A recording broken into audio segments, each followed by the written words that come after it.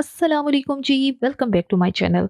कैसे हैं आप सब लोग? उम्मीद करती हूँ सब खैरियत से होंगे। सर्दियाँ आ चुकी हैं और सर्दियों में जो चीज़ सबसे ज़्यादा खाई जाती है वो है मछली। मछली की भी बहुत ज़्यादा रेसिपीज़ हैं, लेकिन जो इसकी सबसे ज़्यादा डिमांडिंग रेसिपी है वो है जी फ्राई फिश। तो क्यों ना आपके साथ इसकी एक बहुत ईज़ी और डिटेल्ड रेसिपी शेयर की जाए, ताकि आप में से जो पहली बार भी ट्राई करे वो भी इसको बहुत आसानी से बना ले। तो देर किस बात की, शुरू करते इसको बनाना। सबसे पहले जो है हमने यहाँ पर मछली ली है और मछली के इतने छोटे पीसेस जो हैं हमने काट लिए हैं, क्योंकि आप सबको मालूम है कि पकोड़ा फिश के लिए बहुत ज़्यादा छोटे पीसेस का इस्तेमाल किया जाता है। वज़न इसका तकरीबन 800 ग्राम है और इसको बहुत अच्छी तरह से मैंने धो के इसको खुश्क कर लिया था। अब इसके अंदर डालना है 2 टेबलस्पून जितना लीमू का रस और 2 टेबलस्पून जितना ही अदरक लहसुन का पेस्ट। आप सबको मालूम है मछली जो है वो लीमू के बगैर बनती ही नहीं है। नमक 1 टीस्पून डालना है।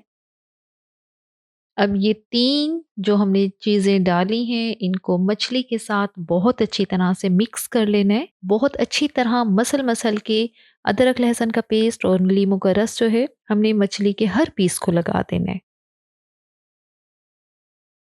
ये तीनों चीज़ें लगा के इसको जब 15 मिनट के लिए रखेंगे तो मछली की जो स्मेल है वो सारी ख़त्म हो जाएगी यहीं पर। अब इसको 15 मिनट के लिए रखते हैं और दूसरी तरफ एक छोटा बाउल लिया है और उसमें डालना है बेसन।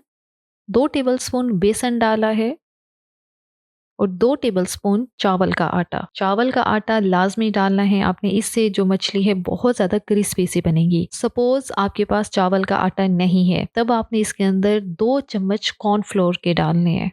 और अब यहाँ पे हम लोग डालेंगे 1 एंड हाफ टेबलस्पून कुटा हुआ धनिया। धनिया जो है आपने इसमें ताज़ा ही क्रश करके डालना है, उससे इसकी खुशबू जो है बहुत ज़्यादा अच्छी आएगी। कुटी लाल मिर्च 1 टीस्पून, लाल मिर्च पाउडर 1 टीस्पून, हल्दी पाउडर हाफ टी स्पून, काली मिर्च का पाउडर हाफ टी स्पून, गरम मसाला पाउडर 1 टीस्पून, जीरा पाउडर हाफ टी स्पून, कसूरी मेथी 1 टीस्पून, दही तकरीबन 1 टेबलस्पून हमने दही डाली है इसके अंदर। थोड़ा सा डाल देना है इसके अंदर फूड कलर। फूड कलर जो है बिल्कुल ऑप्शनल है, अगर आपके पास है तो डाल दें, नहीं है तो इसको स्किप कर दें। अब बिल्कुल थोड़ा सा हमने इसके अंदर पानी डालना है और एक बहुत गाढ़ा सा पेस्ट बना लेना है। अब इसके अंदर हमने रेड ऑरेंज फूड कलर डाले तो जो ये मसाला तैयार हुआ है इसका कलर भी थोड़ा सा डार्क है। और अब यहाँ पर डालेंगे अजवाइन जो कि हाफ टी स्पून है। आप सबको पता होगा कि मछली में अजवाइन जो है बहुत ज़्यादा ज़रूरी है। ज़्यादातर तो मछली को शुरू में ही जो मछली देने वाले होते हैं वो लगा कर ही देते हैं, लेकिन क्या होता है उसको धोने में वो सारी अजवाइन और नमक उतर जाता है, तो इसीलिए मैंने यहाँ पर मसाले में भी अजवाइन को शामिल किया है। अब ये जो मसाला हमने तैयार किया है इसको मछली के अंदर डालेंगे। आपने ये ध्यान रखना है कि जो आपने दही इसके अंदर शामिल करनी है वो बिल्कुल गाढ़ी होनी चाहिए, उसमें पानी नहीं होना चाहिए। ज़्यादा पतली होगी तो जो ये मसाला हमने बनाया है बहुत पतला हो जाएगा और क्या होगा जब हम फ्राई करेंगे तो मछली के ऊपर से सारा जो मसाला है वो उतर जाएगा। लेकिन हम चाहते हैं कि मछली की जो कोटिंग है वो वैसी ही रहे। ज़्यादातर लोगों को यही मसला जो है वो दरपेश होता है कि जब मछली को फ्राई करते हैं तो ऊपर की सारी कोटिंग जो है वो उतर जाती है। लेकिन जब आप इस तरीके से इसमें आप चावल का आटा डालेंगे, इतना गाढ़ा जो मसाला है वो तैयार करेंगे तो मछली की कोटिंग जो है बिल्कुल भी नहीं उतरेगी।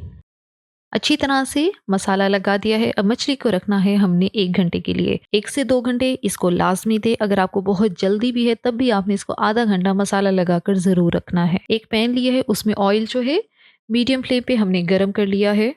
पकोड़ा फिश जो है ये डीप फ्राई होती है, तो इसीलिए ऑयल जो है ज़्यादा ही लेना है। जैसे ही ऑयल गरम होगा तो मछली के पीसेस हमने यहाँ पे शामिल करने हैं।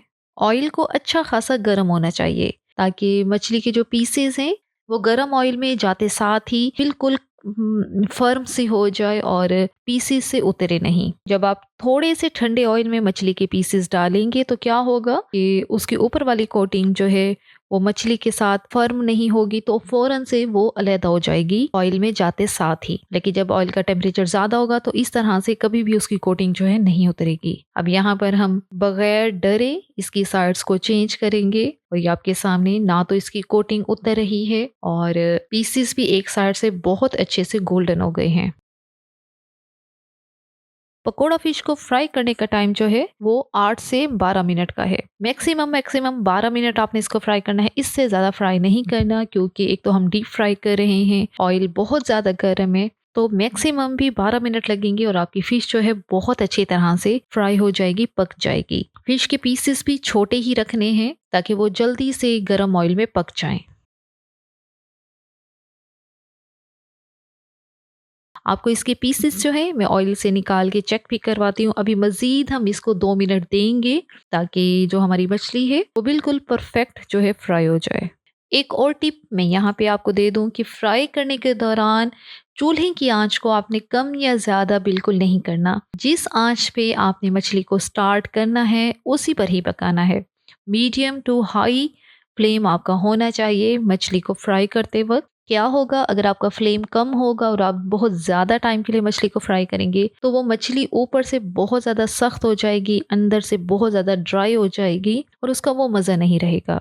अगर आप ऊपर से बहुत ज़्यादा क्रिस्पी, कुरकुरी और अंदर से परफेक्ट किस्म की पकी हुई मछली बनाना चाहते हैं तो एक दो ये टिप्स हैं जो मैं आपसे शेयर कर रही हूँ, इनको आपने लाजमी जो है जहन में रखना है। उसके बाद आपने इस रेसिपी को बिल्कुल ऐसे ही फॉलो करना है तो रिजल्ट जो है आपका भी सेम ऐसा ही आएगा। तो ये आपको पीसेस में चेक करवाती हूँ, यहाँ पे 12 मिनट हो गए हैं और मछली हमारी बहुत क्रिस्पी, बहुत ज़्यादा मज़े की बनकर तैयार हो गई है।